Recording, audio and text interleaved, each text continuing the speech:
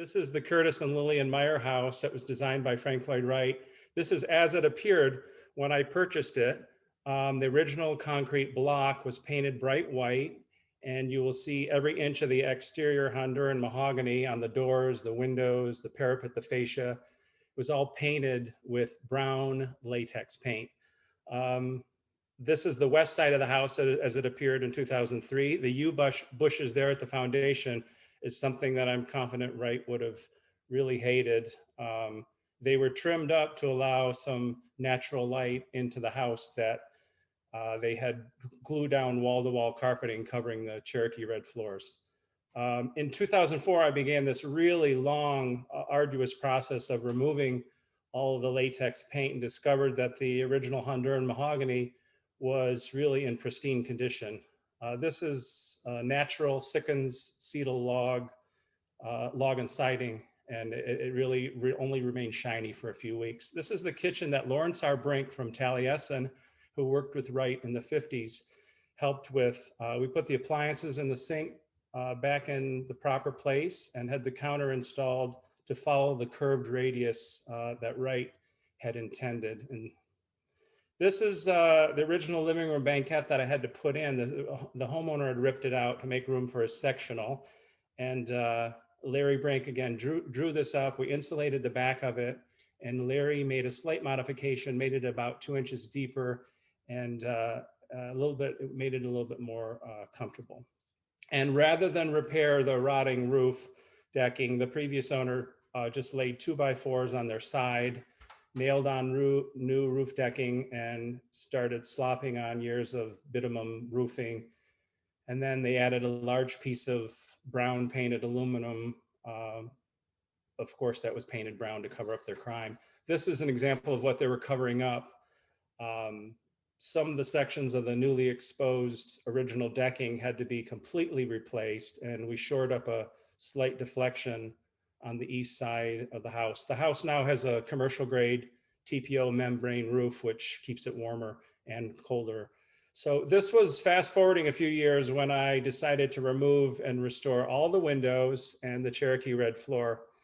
And I say, once you witness machinery of this size and a bobcat in your dining room, you know it's time for a martini and it's time to move out completely, which I did. After several tries and attempts to fix, there were pea-sized holes in the piping. The only option was to saw cut and jackhammer out the floor. This is the point where everything was removed from the house and we put it in storage. So this is the bobcat I'm talking about, not the animal. They start by putting down gravel, and then they put down 2 inches of rigid insulation, and then a moisture barrier, and then sand, and then they put red PEX tubing that carries the hot water that eventually heats the floor. It had to be done in sections. You'll see in this photo on the left that that's the red PEX tubing. It ends up being tied to these steel reinforcing mesh. And the photo on the right is the point when it began to cure. The pigment that Wright specced is still made today, and it was used at the Meyer house. After the built-ins were reinstalled and absent most of the furniture, I thought it was interesting to see these incredibly fascinating patterns reflecting off the new floor. John Eifler supervised all this, and he added the north-south expansion joints that were shown in the plan, but were not in the house as originally built. This was a point when some of the windows were being installed. You notice on the right, the infamous brown paint. It took hundreds and maybe thousands of hours to remove this. Every window frame was routed out deeper to accept the thicker new thermal pane glass. The original lathe and plaster ceiling on both floors was removed, and we found disintegrated insulation and hazardous wiring, and we were able to rewire and update the electricity and blow in open cell insulation into the roof joists, and we were able to match the pigment of the original integral plaster. And this is all the second floor. The tongue and groove vertical paneling was removed. It was planed and sanded and given 3 coats of tung oil, which was made by Sutherland Wells, which is an amazing product that John introduced me to. And this was really transformational in the house. This is how it looks today. This is the original oak flooring that received a similar treatment as the mahogany. If you get a chance to visit the Meyer house, the woodwork really is pristine. And I always joked with the builder, Lee Doezema, that said I wanted the wood to be BBS, which I called baby's butt smooth. So here's the banquette as it appears today. Note the huge fireplace, it still draws beautifully, and the square top Usonian tables that Wright designed for the Meyer house and also for a lot of other Usonian houses of this period.